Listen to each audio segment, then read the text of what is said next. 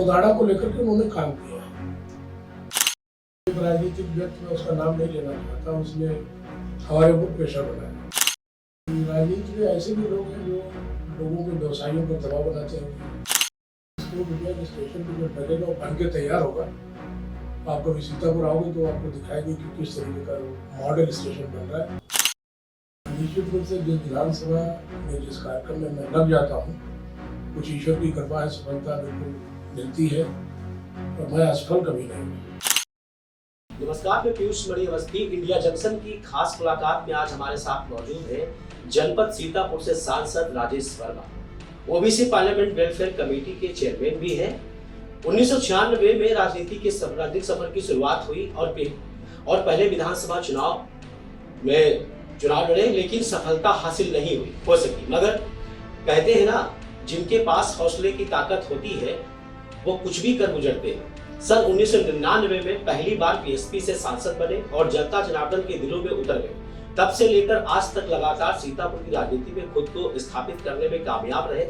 इस कामयाबी को पाने के लिए किन किन परिस्थितियों से गुजरना पड़ा है, आइए जानते हैं इन्हीं की जुबानी। तो हम आपको बहुत बहुत धन्यवाद देना चाहेंगे कि आपने लगातार जो सीतापुर में कार्य किए हैं, लगातार जनता के साथ जो आप लगे रहे हैं, इतने वर्षों का सफर आपका राजनीति का रहा है, जिसके लिए आवाजें भी उठी, मगर आप हमेशा खुद को इस तरह से सामने प्रेजेंट करते हैं, चाहे वो कार्यकर्ता हो चाहे विपक्ष का, कि वो नतमस्तक हो जाता है। आखिर क्या वजह है? और राजनीति की शुरुआत आपकी जो आपने की, उसके बाद आज तक आप कभी पीछे मुड़कर नहीं देखे हैं, और अभी आपका लगातार जो आगे पग पग आप जो बढ़ते जा रहे हैं, ये क्या लग रहा है आपको कि क्या आपके दिमाग, आपके मन में क्या जनता के प्रति है, जरा बताएं। वैसे जी, आपको बताते हुए ये खुशी हो रही है कि स्वाभाविक रूप से मैं 99 में सीतापुर का मेंबर ऑफ पार्लियामेंट बना।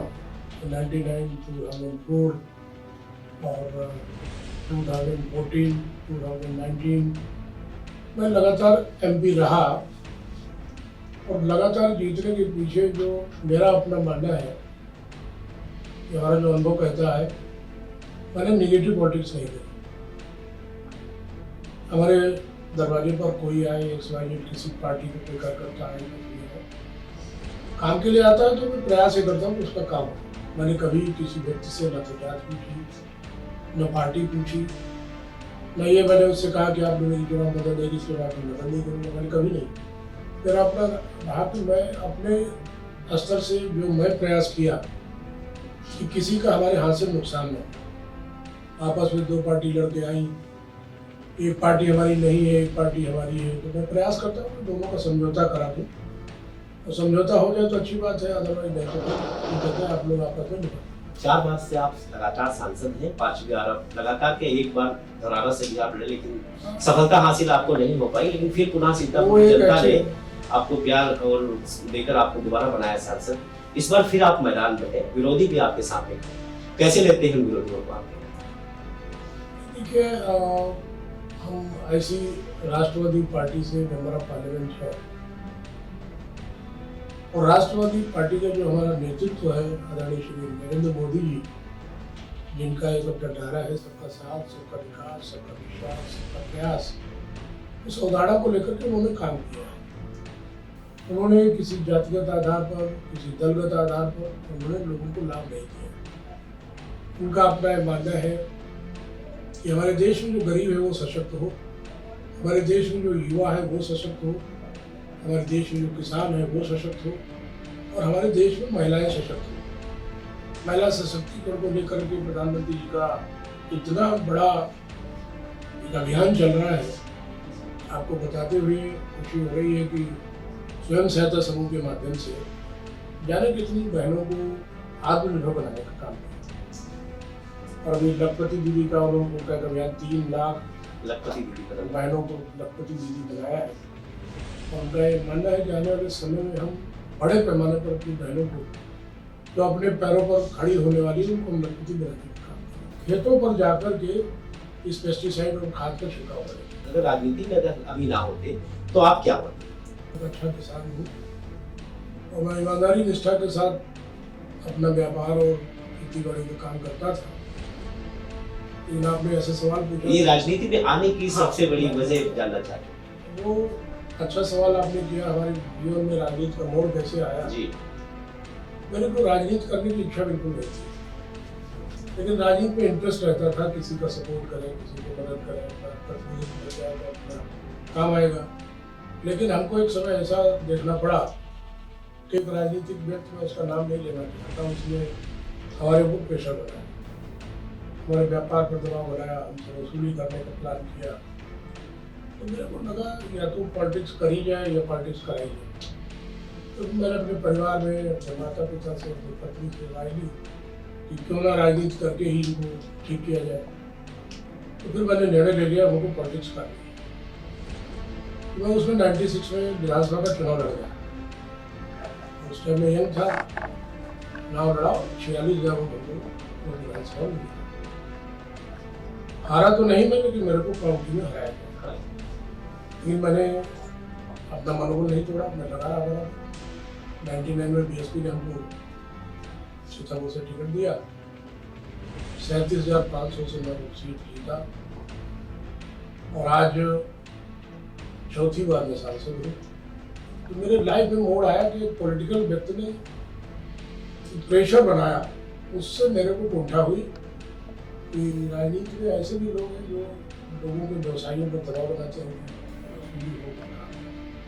मैंने कहा इसमें सबको तो 5 विधानसभाओं में अगर देखा जाए तो विकास तो हुआ, तो अब 5 विधानसभाओं में एक आपका अलग जो है नाम जो है ना, कार्यकर्ताओं में विपक्ष का हो या पक्ष का हो, आपको हमेशा वो एक उपाधि के रूप में देखते हैं। क्या कहेंगे इसके लिए?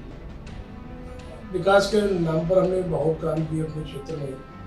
सांसद विकास निधि एक छोटा सा अमाउंट है, कोई बड़ा विषय नहीं है, लेकिन हमने प्रयास करके आपको बता रहा हूँ आपकी जानकारी के लिए।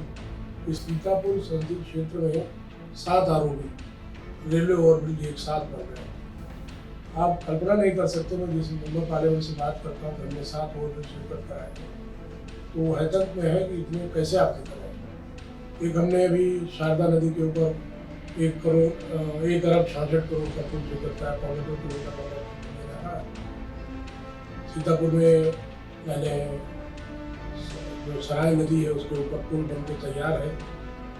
रेलवे के बारे में आपको बताऊं कि श्यामनाथन के पास भी पुल बन रहा है, वो भी बनना शुरू हो गया। श्यामनाथ मंदिर वाली बड़ी क्रॉसिंग थी, विश्वा में 2 बन रहे हैं, महबूबाबाद में 1 बन रहा है, सीतापुर में 2 बन रहे हैं। इस प्रकार से 7 फ्लाईओवर बन रहे हैं एक साथ। आप कल्पना नहीं कर सकते कि यशस्वी प्रधानमंत्री जी के नेतृत्व में हमारे जो रेल मंत्री हैं उन्होंने उनको कितना बड़ा सहयोग किया। दूसरा आपको बताऊं, रेलवे के बारे में एक आमूलचूल परिवर्तन जो हमारे जनपद में हुआ है। अमृत स्टेशन विकास के नाम पर हमारे सीतापुर में 33 करोड़ रुपये की लागत से सीतापुर के रेलवे स्टेशन का अभूतपूर्व विकास हुआ है। 33 करोड़ रुपये के स्टेशन की जब बनेगा और बन के तैयार होगा, आप कभी सीतापुर आओगे तो आपको दिखाएंगे कि किस तरीके का मॉडल स्टेशन बन रहा है। मैंने पिछले 2-3 साल पहले जब हमारा स्टेशन छोटा था, तो मैंने वहाँ पर अपने प्रयास से एक लिफ्ट लगाने का काम किया। लिफ्ट से हमारा बुजुर्ग हैं, महिलाएं हैं, छोटे बच्चे हैं, विकलांग हैं, दिव्यांग हैं, और लिफ्ट में बैठा दूसरे प्लेटफॉर्म पर उतर गए। मैंने प्रयास किया और अभी ये बताते हुए खुशी हो रही है कि आपकी जानकारी के लिए कि CSR फंड, जो कॉर्पोरेट सोशल रिस्पॉन्सिबिलिटीज का जो है, विभिन्न कंपनियां हैं जो अपनी प्रॉफिट का 2% CSR पर इन्वेस्ट करती हैं, उससे मैंने करीब 17 करोड़ रुपए के विकासात्मक कार्य अपने जनपद में कराए हैं। इसमें सोलर लाइट है। अभी मैंने करीब 15 विद्यालयों को स्मार्ट क्लासेस संतुलित किया है। और आपको बताते हुए खुशी हो रही है कि स्मार्ट क्लास के बाद हमारा जो तंबों का सामुदायिक स्वास्थ्य केंद्र के 2 प्राइवेट वार्ड कोचिंग शिपयार्ड के द्वारा बनाए जा रहे हैं। और हमने अभी तंबोर ऐसा छोटा सा कस्बा, उसमें मैंने डेंटल सेटअप 50 लाख रुपए की लागत से CSR में वहाँ स्थापित कराया है। इसी प्रकार से Bharat petroleum corporation, Hindustan petroleum corporation, Indian oil corporation, NHPC और हमारी पावर ग्रिड, इन सारी कंपनियों से पैसा, coal India limited, northern coal field, Mahanadi coal, इन सारी कंपनियों से CSR का पैसा ला करके मैं पूरे क्षेत्र का सर्वांगीण विकास करेंगे। सीतापुर जनपद में आपको राजनीतिक चाणक्य क्यों माना जाता है? अब ये जनता का प्यार है और जो काम जो जिम्मेवारी हमको सौंपी जाती है तो मैं निश्चित रूप से जिस विधानसभा में जिस कार्यक्रम में मैं लग जाता हूँ कुछ ईश्वर की कृपा है, सफलता बिल्कुल मिलती है और मैं असफल कभी नहीं हूँ। एक विधानसभा इस बार आपकी रह गई। और एक विधानसभा में पिछली बार 19 के चुनाव में तो आपने सारी पांचों विधानसभाएं शायद पांच नहीं तब भी एक विधानसभा रही थी, इस बार फिर एक विधानसभा रह गई लहर। कैसे देखते हैं इस विधानसभा? पहले तो विधानसभा में थोड़ा हमारे कैंडिडेट का ओवर कॉन्फिडेंस हो गया और थोड़ा सा मतदाताओं का ध्रुवीकरण हुआ और एक सीट जो सीतापुर की थी वो टिकट हमारी पार्टी ने फाइनल किया था और हमसे कहा गया कि ये सीट कमजोर हार रही है, तो मैंने कहा हारेगी नहीं, मैं पूरा प्रयास करके उस सीट को 1300 वोटों से मैंने जिताया। मैंने 10-12 दिन बाद समय लगा, मैं लहर विधानसभा देख नहीं पाया, लेकिन निश्चित रूप से आपने जो विधानसभा का नाम लिया उसका मेरे को बहुत कष्ट है। हमारा सबसे प्रिय विधायक था, 1 लाख वोट मिला, उसके बाद वो सीट 10,000 से आई और 80-80 हज़ार 70-70 हज़ार वोट पा करके MLA बने। लेकिन वहाँ मतों का ध्रुवीकरण हुआ, ध्रुवीकरण में हमारा लंबा नुकसान हो गया। लेकिन मैं उस सुनील वर्मा को आज भी विधायक मानता हूँ। मैंने कहा तुम्हारे जितने भी कार्य हो आप हमको बताते रहो, एज MLA आपको काम करने का मौका दो। अब की बार 400 पार का नारा लगा है। इससे पहले अब की बार मोदी सरकार, उससे पहले अच्छे दिन आने वाले। इस बार अब की बार 400 पार है। क्या लग रहा है ये 400 पार के आंकड़े में किस तरह से पार्टी किस तरह से खुद को प्रेजेंट कर रही है? लगातार पार्टी मोदी जी लगातार दौड़े पे दौड़े शुरू है। हर बड़े नेता को देखिए आप लगातार कहीं ना कहीं जाके योजनाओं से लोगों को बताना, योजनाओं की जानकारी देना, हर और सबसे बड़ा मुद्दा जो आज सदियों से चला आ रहा था राम मंदिर का, वो समाप्त हो चुका है। तो इसको कैसे देखते हैं आप, क्या कहना चाहेंगे आप? और प्रधानमंत्री मोदी जी ने जो हम लोगों को लक्ष्य देने का काम किया है और उनके मुंह से जो बात निकलती है वो शाश्वत सत्य है। उन्होंने अगर 400 पार का नारा दिया है हमारे गठबंधन का, तो मैं आपको विश्वास दिलाना चाहता हूँ कि जो हमारे देश की नारी शक्ति है, जो 50% की आबादी हमारी नारी शक्ति की है, नारी शक्ति 90-95% वोट इस बार मोदी जी को देने जा रहे हैं। जो हमारा अल्पसंख्यक समाज है, मुस्लिम समाज है, इसमें तलाक का एक बहुत बड़ा मुद्दा था। हमारी बहनें पीड़ित होती थी तलाक के माध्यम से, उसको हम लोगों ने जो खत्म करने का काम किया, कानून बनाया। क्योंकि कोई महिला है किसी समाज में तो वो कोई इस्तेमाल की चीज़ नहीं है, किसी का निकाह हो गया तो जीवन यापन करना चाहिए। लेकिन यशस्वी प्रधानमंत्री जी ने कहा कि नारी अब अबला नहीं है, सबला है और तलाक देकर के हम उसको अपमानित होने नहीं देंगे। उसका इम्पैक्ट हमारी मुस्लिम बहनों पे बहुत है।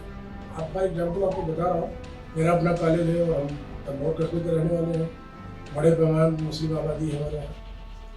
तो एक दिन कुछ बेटियाँ हमारे कॉलेज में जो पढ़ती मुस्लिम समाज की, मैं अपने ऑफिस से बैठा था तो क्लास से दिख रहा था कि 5-7-8 लड़कियाँ क्यों खड़ी हैं। तो मैंने बेल बजाई, चपरासी से बोला कि ये क्यों खड़ी है, तो मैं आपसे मिलना चाहती हूँ। मैंने कहा बताओ। मैंने कहा बताओ क्या बात है, कोई प्रॉब्लम है, कोई समस्या? कहीं कोई समस्या नहीं था। इस बार विधानसभा के चुनाव में 17 का जो चुनाव हुआ है 22 का, उसमें हम आपको वोट देना चाहते हैं। हमने कहा क्यों? जो आके कहेगी कि मैं आपको वोट देना चाहता हूँ, कारण क्या है? तो बताया कि हम मोदी जी की कार्यशैली से बहुत खुश हैं। तो मैंने कहा दीजिए। तो मेरी काउंटिंग कैसे होगी? मैंने कहा काउंटिंग आप बताओ क्या तरीका है? बोला कि जिस बूथ पर एक भी हिंदू वोट नहीं है और उस बूथ पर अगर आपको वोट मिले तो समझो मैंने वोट दिया।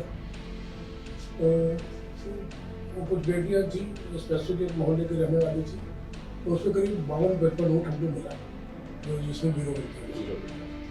तो चुनाव के बाद तो मैंने बूथ देखा तो उनको बुलाया, मैंने उनको थैंक्स किया और मैंने कहा कि निश्चित रूप से तो किस बात पे आपने वोट दिया है, तो तलाक वाले प्रकरण पर और सबका जो विकास हो रहा है उस मुद्दे पर हम मोदी को वोट दें। महिलाओं के मान सम्मान के लिए बीजेपी ने एक बड़ा काम किया, बहुत बड़ा काम है।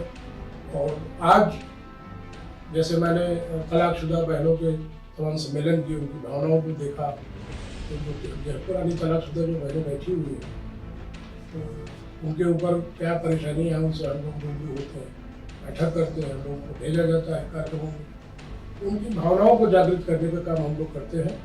और 50% जो हमारी महिला वोटर है, वो जो बड़े पैमाने पर वोट दे देगी, तो हम 400 पार कर लेंगे।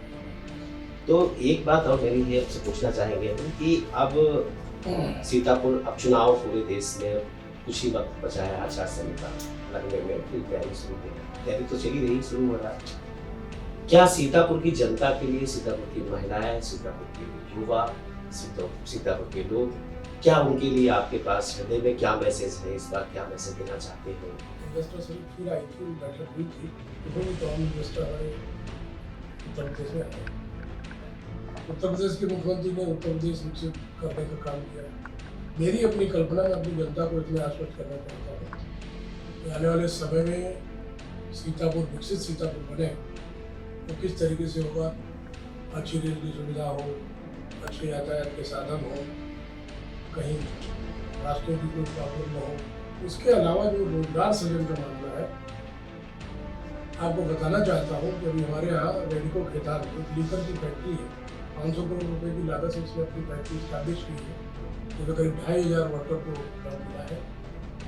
और अभी उसके 2 चरण और 1500 रुपये में फैक्ट्री थे, 1500 करोड़ रुपये वो हुई है। उसके अलावा हमने सीतापुर में इन्वेस्टर्स की एक बैठक बुलाई थी, कुछ हमारे उद्योगपति आए थे, जिसमें आपको बताते हुए खुशी हो रही है, आपको जानकर भी प्रसन्नता होनी चाहिए कि हमारे यहाँ भारत पेट्रोलियम कॉर्पोरेशन 16,000 करोड़ की लागत से पाइपलाइन, गैस की पाइपलाइन बनाएगा। इंडियन ऑयल कॉर्पोरेशन ने अपना अलग प्रोजेक्ट रखा है। ग्रीन लैम्प प्लाई, उसने भी करीब 200 एकड़ जमीन खरीद करके हमारे बहुत बड़ी फैक्ट्री लगाने का प्लान शुरू किया। इससे रोजगार मिलेगा। और हमारे यहाँ सेंचुरी प्लाई, जिसने कई सौ प्लाईवुड, हाँ सेंचुरी प्लाई, कई सौ बीघा जमीन खरीद करके उसमें भी अपना प्लान है। इसी प्रकार से भी कई इन्वेस्टर्स आने वाले हैं। और आपको बताना चाहता हूँ, भविष्य में जो हरियाणा का यमुनानगर है, यमुनानगर एक लकड़ी का बहुत बड़ा हब है, इसी प्रकार का ये हमारा तंबौर, हमारा सीतापुर यमुनानगर का, हरियाणा का यमुनानगर बनकर तैयार होगा और लोग ये देखेंगे, किसानों को भी बड़ा खुशी होगी। तो ये थे हमारे साथ सीतापुर जनपद से सांसद राजेश वर्मा, जिन्होंने हर सवाल के जवाब दिए, बताया कि किस तरह से लगातार सीतापुर का स्वर्णिम विकास हो रहा है और आगे होता भी रहेगा। हम फिर हाजिर होंगे एक नई शख्सियत के साथ, तब तक देखते रहे, बने रहे इंडिया जंक्शन के साथ। खबरों से जुड़े रहने के लिए सब्सक्राइब करें हमारा चैनल इंडिया जंक्शन।